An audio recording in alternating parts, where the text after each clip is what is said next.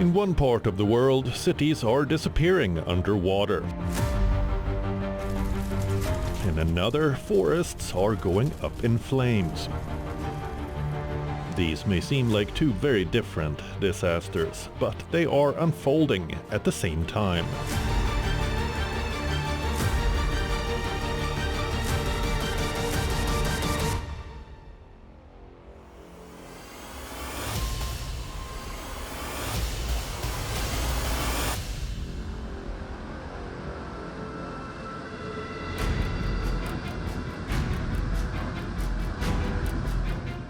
On 4th of August, it was reported that at least 8 major cloudburst or cloudburst-like incidents struck Jammu and Kashmir and Ladakh within the last 24 hours. In fact, the Srinagar Meteorological Center recorded more than 27 such incidents across Jammu and Kashmir during July 2026 alone, while several additional incidents occurred in Kargil and adjoining areas.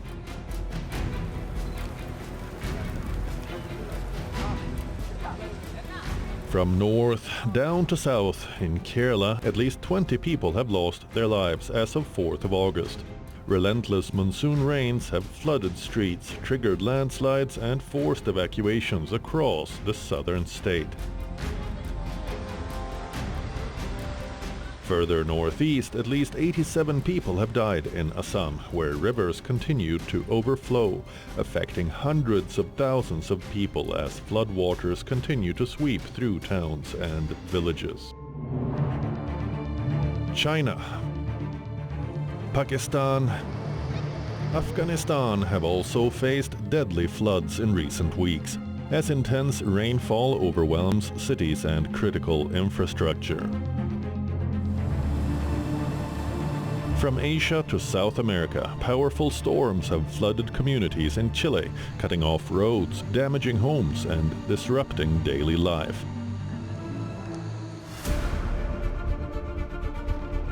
At the same time, a different disaster is unfolding across Europe. Wildfires continue to rage through France, Spain, and Greece, forcing mass evacuations and destroying thousands of hectares of forest.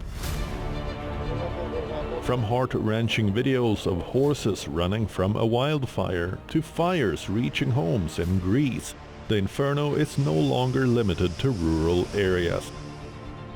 In Canada, fresh fires continue to burn across the west, while thick smoke has spread across vast parts of North America. Burned homes, debris, and damaged property could be seen across the neighborhood in the state of Washington.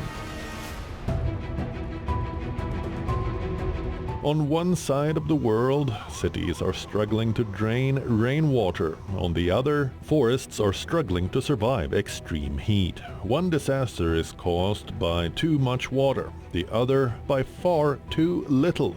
Yet both are becoming more frequent and more intense. On WION Wideangle this week, we explore the growing threat of urban floods and wildfires. Why are our cities flooding after just a few hours of rain? Why are wildfires becoming larger, hotter, and harder to contain? And as extreme weather events become the new normal, is the world prepared for what lies ahead?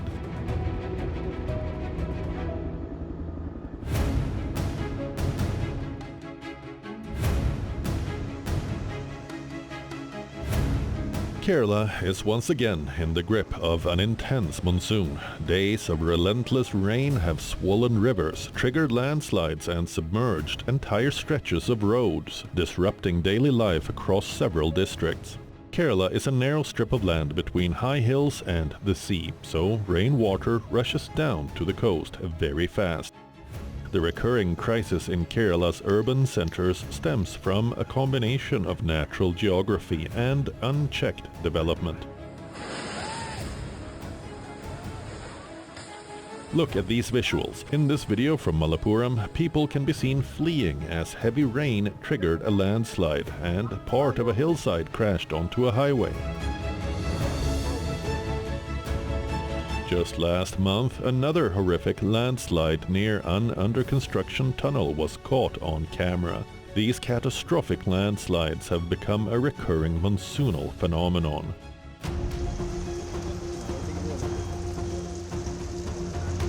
The situation has been particularly severe in central and northern Kerala, where rescue teams have been deployed to evacuate residents from flood-hit areas. The entire area is submerged. It is impossible to tell where the road ends and the river begins. At least 20 people have died, with 6 missing. Pathanamthitta remains at the center of the crisis. Emergency teams have been deployed across the district to evacuate stranded residents, while boats are being used to reach villages cut off by rising floodwaters. The district administration has opened 74 relief camps, providing shelter to more than 3,000 people who were forced to flee their homes. Essential supplies, including food, drinking water and medicines, are being distributed as rescue personnel remain on standby in vulnerable locations. From morning we are here. From morning to noon we are rescuing people. More than 500 people. We rescued them. In a video from Kerala's Alappuzha, where rains have intensified, a dog can be seen wading through floodwaters. Although rainfall has eased in some forest catchment areas, the threat has not passed. Authorities have warned people living along riverbanks and in landslide-prone hilly regions to remain alert, as saturated soil and swollen rivers could trigger fresh disasters. Amid the worsening situation, the Chief Minister is visiting the worst affected areas of Rani and Aranmula to assess the damage, review relief operations and meet local officials. For Kerala, the monsoon is both a lifeline and a threat. The state is the first to receive the southwest monsoon, which normally makes landfall around the 1st of June before advancing across the rest of India. Its unique geography makes it especially vulnerable. When prolonged downpours combine with swollen rivers and waterlogged hillsides, the result is often floods, flash floods and landslides.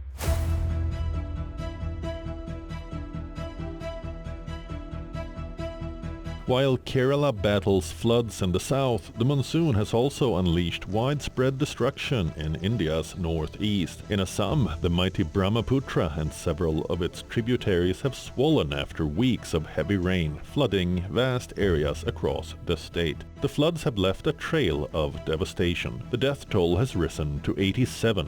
More than 128,000 people remain affected across 7 districts, even as floodwaters have started receding in some areas. Assam is one of India's most flood-prone states. Nearly 40% of its land is vulnerable. The mighty Brahmaputra carries massive sediment loads, weakening embankments over time. But experts say human pressures such as deforestation, mining, wetland loss and unplanned development are making these disasters more severe and unpredictable. As a result, urban flooding poses serious dangers to public health, infrastructure and socioeconomic stability. Thousands of homes have been inundated, farmlands have been submerged, roads, bridges and embankments have suffered extensive damage, cutting off entire communities. Nothing is left now. The cows are gone and the cattle are gone. I had even taken a loan to buy chickens, but everything was washed away. Somehow the people managed to escape and come out alive.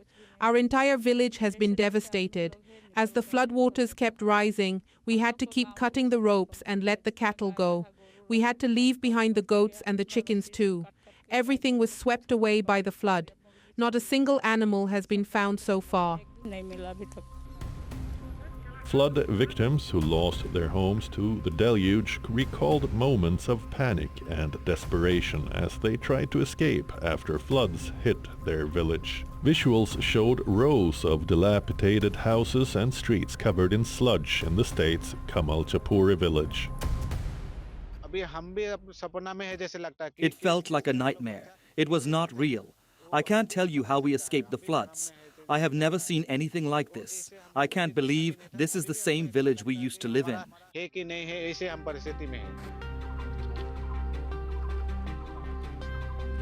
Flood-hit communities in Assam were left counting their losses. In Sivasagar district, families salvaged water-damaged belongings, while many continued to stay in relief camps after their homes were inundated. Thank God that my child and I survived this flood. We really didn't think that we would survive when we saw the floodwaters. We saved ourselves by climbing onto a tree. I have no words to describe that moment. I had an 8-year-old child with me.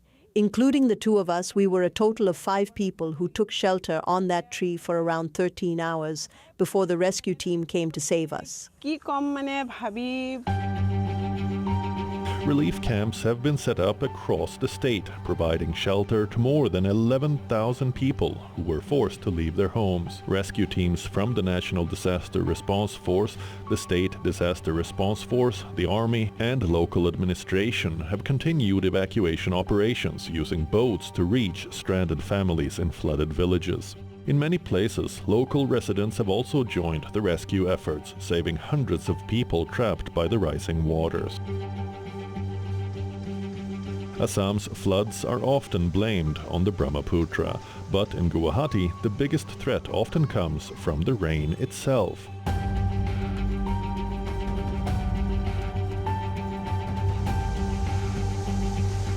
Assam's capital has a bowl-shaped basin topography lying between the Brahmaputra River and the Shillong Plateau, which means water naturally flows into it, but it struggles to escape. Every monsoon, even a few hours of intense rainfall can leave large parts of the city underwater. Roads turn into rivers, traffic comes to a standstill, and homes and businesses are inundated.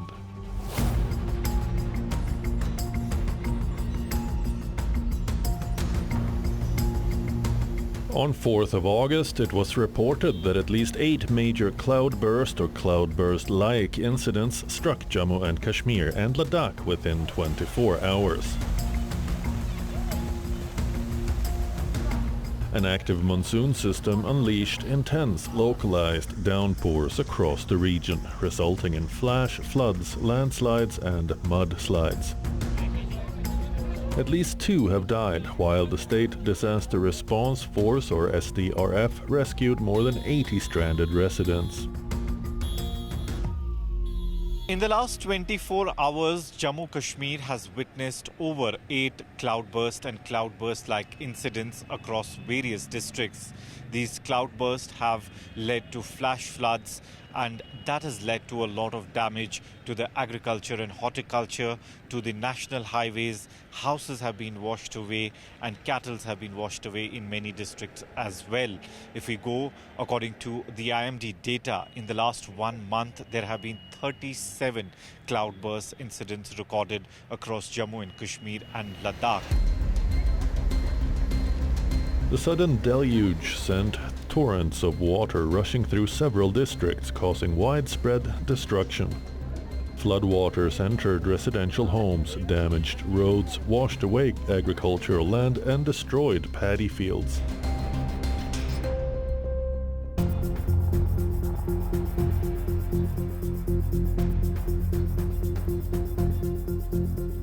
The Union Territory is witnessing an increased number of cloudbursts and intense rainfall, striking both rural and urban areas during the peak tourist season.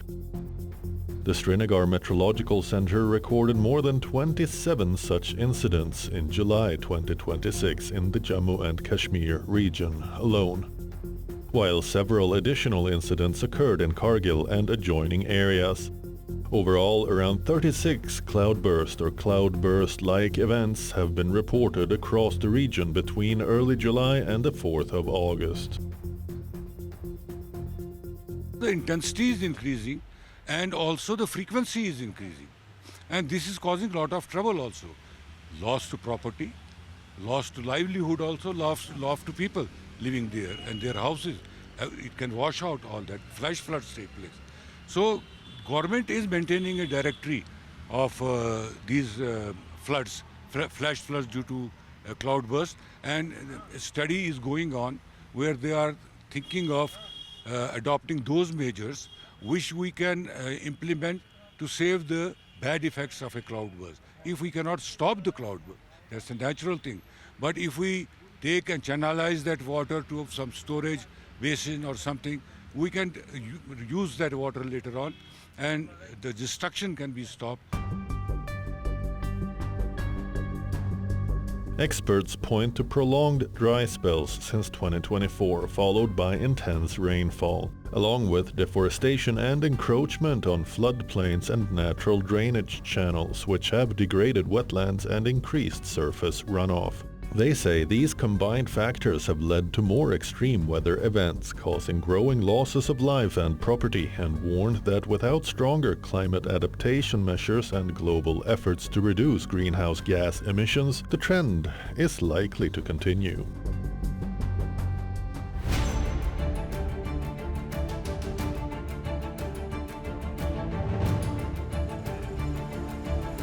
While India grapples with its monsoon, Chile is facing one of its worst winter flood emergencies in recent years.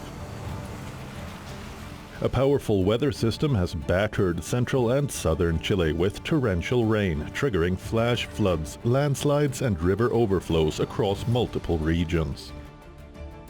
The disaster has claimed at least 13 lives, left several people missing, and affected tens of thousands of residents. Thousands of homes have been damaged, while roads, bridges, and critical infrastructure have been left underwater or destroyed by the floodwaters.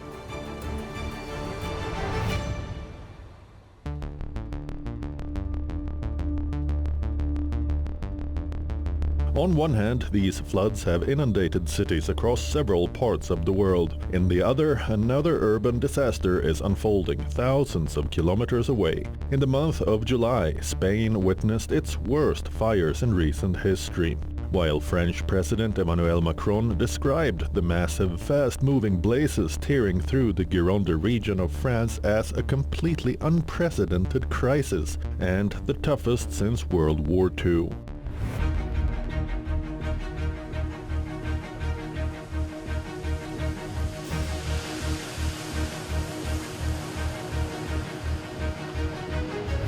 After France and Spain battling deadly fires last month, Greece is now engulfed in the blaze as scorching temperatures and prolonged drought continue to fuel wildfires across the country.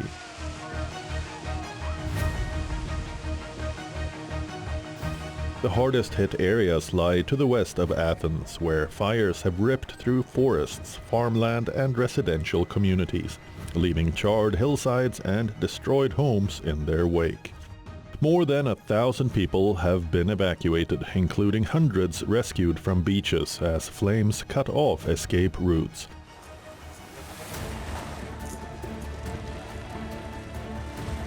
Firefighters, helicopters, water-bombing aircraft, and military crews have been deployed in a massive effort to protect homes, roads, and critical infrastructure.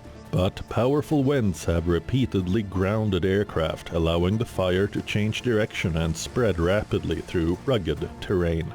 In an unfortunate incident, 2 flight crew members were killed when firefighting helicopters collided while battling a wildfire in the area of Psacha, Attica, about 70 kilometers away from Athens. Shocking footage shows the aircraft flying close together before colliding mid-air, sending one helicopter crashing to the ground.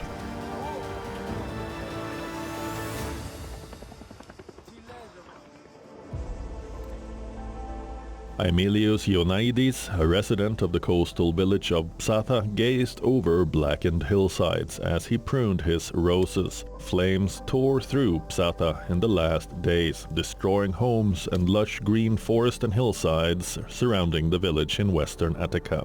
Ioannidis was lucky. The fire reached the perimeter of his home, but it was saved. All around him was a charred landscape.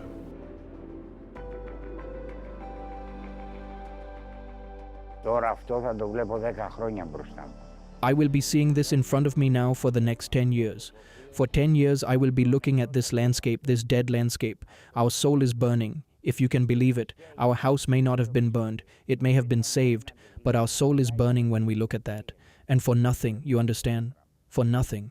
There were 5 small fronts and they left it to become an entire blaze.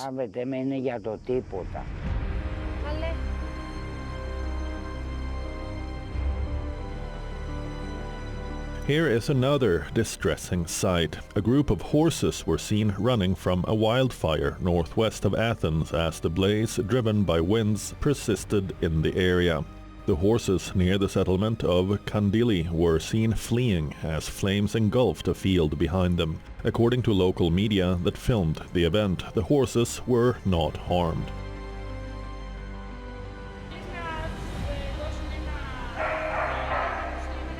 Municipal workers and volunteer organizations scrambled to shelter animals caught up in a devastating wildfire that burned through acres of forest and farmland. Gymnasiums and stadiums around Western Attica were used as animal shelters for dogs and cats, farm animals and even wild animals. One shelter had even rescued toads, hedgehogs and wild boars.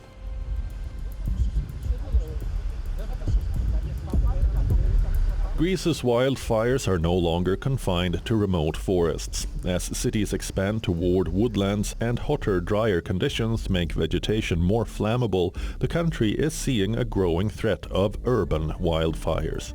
The recent fires near Athens spread from forests into residential communities, forcing mass evacuations and putting homes, roads and critical infrastructure directly in the path of the flames.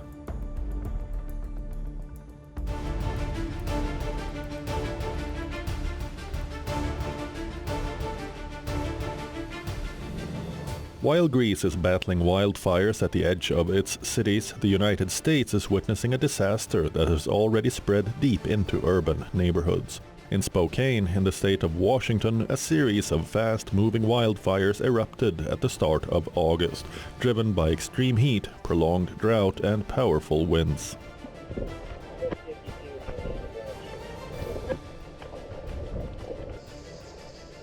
The fires raced through grasslands, woodlands and residential areas with alarming speed. More than 64,000 people were ordered to evacuate, and over 700 buildings, including hundreds of homes, were destroyed. A federal emergency was declared in Washington as thousands of firefighters mobilized to protect communities. The disaster has also taken a criminal turn. Authorities have charged a 37-year-old man with first-degree arson, alleging that he deliberately started the Old Trails fire using matches or a lighter. The investigation is continuing even as firefighters remain on the front lines. Lizzie Davis's family home of 18 years was destroyed in the wildfires. She still visited her parents regularly after moving nearby. This was my childhood home. My family lived in for 18 years. We moved here when I was 11, and I'm 29 now. And yeah, this was just where I grew up. I still only lived 3 minutes down the road, so I was here nearly every day still with my parents. And yeah, we lost literally everything. All the family heirlooms. Spokane is a warning of how wildfires are evolving. The fires burning in Spokane mark the third time since 2020 that a major wildland fire has transformed into an urban wildfire, where instead of trees, it is homes, just like in California in 2025 and Colorado in 2021.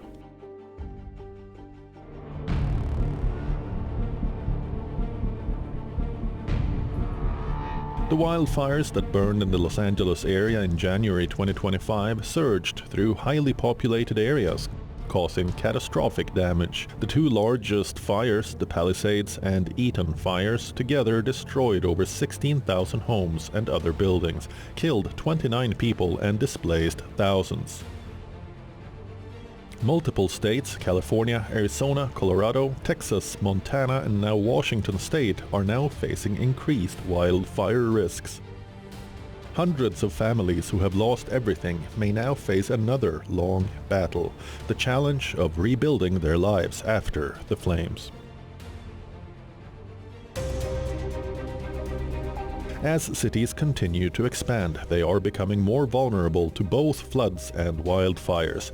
High-intensity rainfall in short duration is mainly responsible for urban floods, which is further compounded by unplanned growth, encroachment of natural water bodies, and poor drainage systems.